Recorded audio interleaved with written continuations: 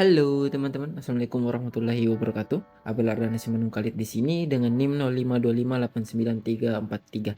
Kali ini kita akan membahas dua algoritma pengurutan yang sangat penting pada modul 6, yaitu merge sort dan juga counting sort. Tujuan kita yaitu akan mengimplementasikan kedua algoritma ini dalam bahasa Java.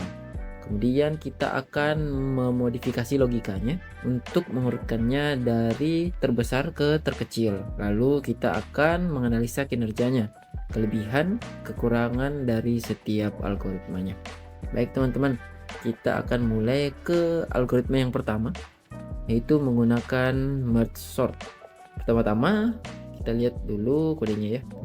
Oke teman-teman, pertama-tama mari kita ingat konsepnya terlebih dahulu dari modul 6. Merge sort adalah algoritma comparison based, yang artinya dia membandingkan elemen-elemen dan mengurutkannya.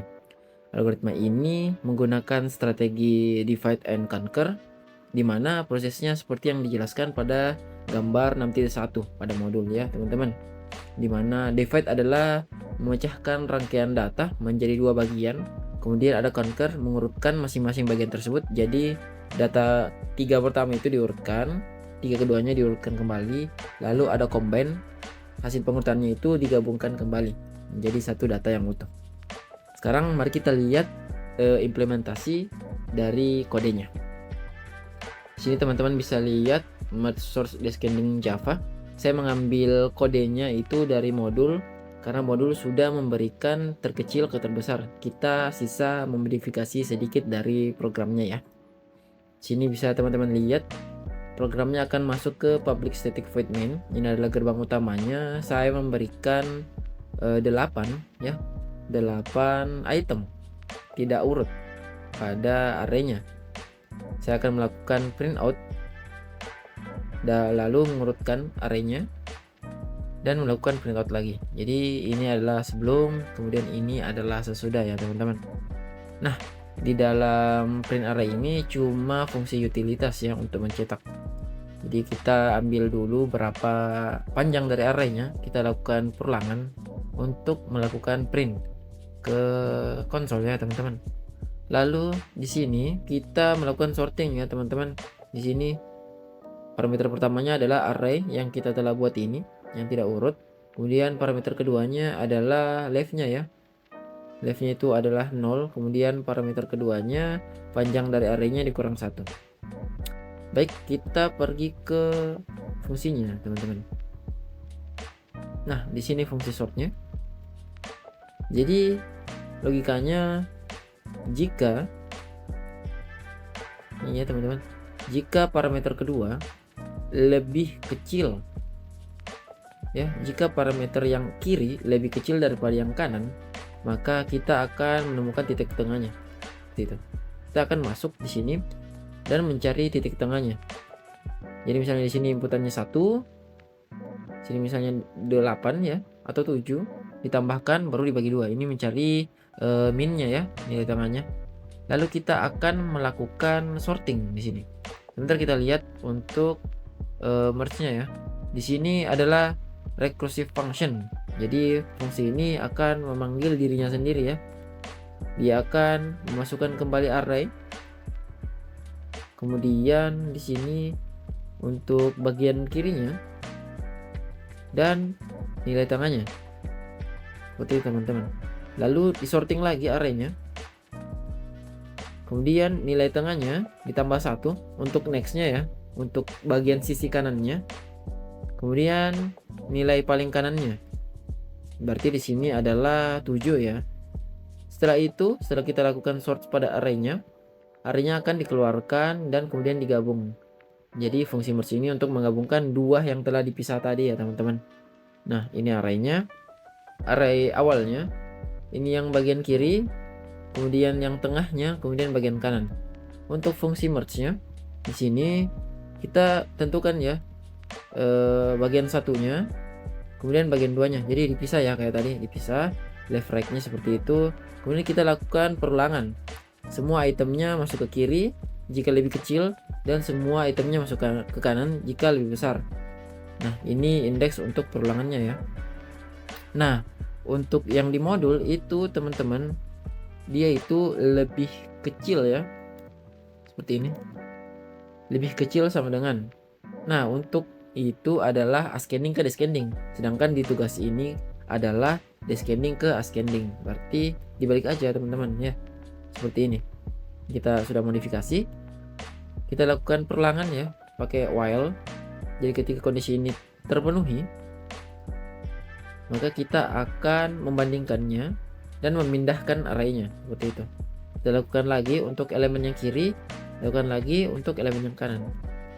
Dan keluarnya adalah array tadi ya, yang kita telah passing ke fungsi atau metode merge-nya. Seperti itu teman-teman ya. Setelah itu coba kita jalankan ya kelasnya. Kita run. Baik. Di sini kita masukkan datanya ya. Sama. Kemudian setelah kita lakukan sorting, jadi data yang paling besar adalah 82, kemudian turun ke 55, 43 dan seterusnya hingga sampai ke angka 3, teman-teman. Seperti itu. Sekarang kita bakalan analisis ya kinerja atau time complexity-nya. Kinerjanya sangat konsisten ya teman-teman, baik itu kasus terbaik, rata-rata atau terburuk.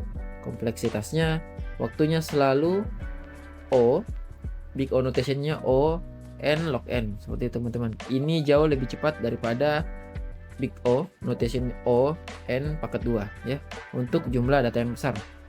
Tapi untuk sorting ini mempunyai kelemahan pada space complexity. Kelemahannya itu penggunaan memori. Jadi seperti yang dilihat pada kode, kita membuat dua array ya di sini. Kita membuat dua array left sama right-nya. Untuk proses penggabungan berarti dia membutuhkan dalam big O-nya itu dia membutuhkan memori yang lebih banyak karena O N pangkat 2. Seperti itu teman-teman. Selanjutnya mari kita bahas counting sort ya. Berbeda dengan merge sort sebelumnya, ini adalah algoritma non comparison based. Jadi dia tidak membandingkan satu dengan yang lainnya. Artinya seperti yang ada di modul 6 ya. Prosesnya adalah menghitung frekuensi atau jumlah kemunculan dari setiap elemen data. Datanya disimpan dalam sebuah array. Kemudian array tersebut menjumlahkan frekuensi secara kumulatif. Jadi misalnya ada sebuah elemen ya, misalnya elemen 1, dia dihitung berapa kali dia muncul ya, dan disimpan hasil kemunculannya.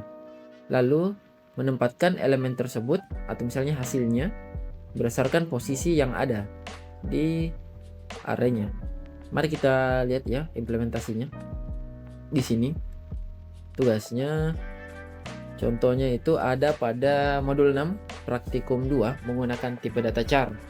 Saya mengadaptasinya untuk integer. Saya membuat isi dari arraynya integer seperti ini ya.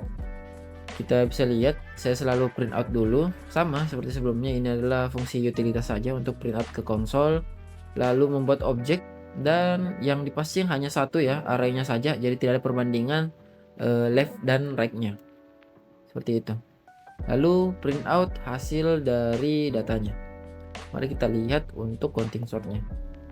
Di sini untuk fungsi sort-nya, pertama-tama kita menghitung berapa sih jumlah item dari arraynya. Setelah itu ini kita tentukan nilai maksimumnya yang paling tinggi dari arraynya. Maksimalnya berapa? Pertama itu kita dari indeks pertama ya. Misalnya di sini 4 berarti. Sini 4. Angka pertamanya 4. Terus dia akan melakukan iterasi atau perulangan setiap elemen arraynya. Jadi 8 kali perulangan dan selalu membandingkan apakah 4 ini lebih besar ya, apakah 4 ini lebih besar daripada 2. Nah, seperti itu. Selanjutnya pada perulangan kedua, apakah 2 lebih besar daripada 9. Seperti itu. Tapi jika lebih besar, maka dia akan menyimpan yang paling besarnya. Jadi teman-teman, pada perulangan pertama, apakah 4 ini lebih besar daripada 2? Iya, berarti nilai maksimalnya adalah 4. Terus dilakukan pada perulangan kedua, apakah 4 ini lebih besar daripada 9? Jawabannya enggak, jadi 9 menjadi nilai terbesarnya. Dan seterusnya hingga item dari arraynya habis. Lalu setelah itu pada modul disimpan adalah C. Di sini saya membuatnya count.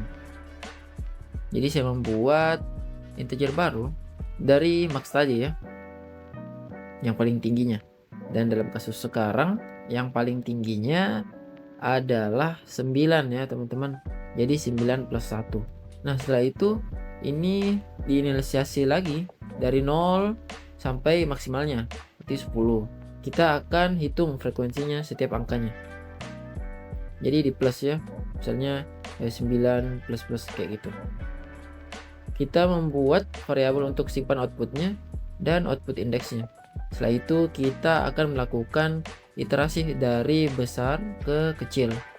Jadi maksudnya tadi 10 ya, plus 1 diiterasi turun, dan ini minus-minusnya agar lebih kecil lagi. Angkanya dari 9, 8, 7 sampai 0 ya.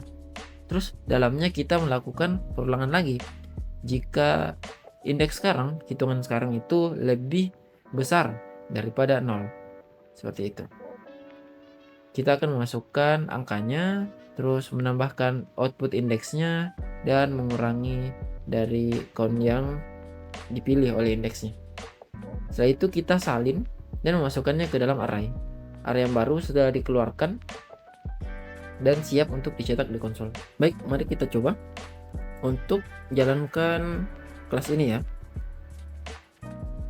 Oke, bisa dilihat di sini array awalnya, kemudian array setelah diurut ya. Jadi 9, 8, 5, 5, 4, 2, 2, 1. Seperti itu. Mari kita bahas analisisnya. Untuk kinerjanya atau time complexity-nya adalah kelebihan fantastis karena ini adalah counting sort ya. Kinerjanya adalah 0 atau big O n plus k, di mana n adalah jumlah datanya dan k adalah rentang nilainya atau maksimal nilai minimumnya. Seperti itu. Ini adalah waktu linear. Jadi secara teori ini lebih cepat daripada big O n log n milik merge sort tadi ya. Tapi tentunya punya kelemahan. Dan kelemahannya pada space complexity-nya, algoritma ini boros akan memori jika nilainya besar. Jadi misalnya nilainya 429182, kemudian ada 1 juta. Nah, dia akan melakukan 1 juta perulangan. Tentunya ini akan boros memori karena 1 juta itu adalah nilai maksimalnya. Sebagai perbandingan dan kesimpulan, merge sort itu adalah algoritma serbaguna atau general purpose karena kinerjanya stabil, menggunakan big O n log n, dan bisa diandalkan untuk data apa saja. Tapi butuh memori tambahan karena big O dikali n, seperti itu. Sedangkan counting sort adalah algoritma khusus atau specialized ya. Kinerjanya sangat cepat karena dia tidak membandingkan satu data dengan data lainnya. Tetapi dia hanya efisien untuk data kecil, seperti itu. Untuk counting sort adalah big O n plus k ya. Itu sangat efisien karena menggunakan data kecil. Jadi jika untuk mengurutkan data dengan rentang yang jelas atau kecil seperti usia, nilai ujian misalnya, atau nilai-nilai yang rentang datanya itu sedikit, counting sort adalah solusinya. Namun untuk kasus lainnya, merge sort adalah pilihan yang lebih aman dan stabil. Seperti itu teman-teman, hasil analisis dan perbedaan antara merge sort dan counting sort untuk studi kasus descending dari besar ke kecil. Terima kasih telah menonton sampai akhir ya. Semoga bisa menjadi inspirasi buat teman-teman dan buat dosen. Terima kasih banyak juga, dan semoga ini bisa menjadi sumber penilaian bagi tugas saya. Sampai jumpa di tugas selanjutnya. See you.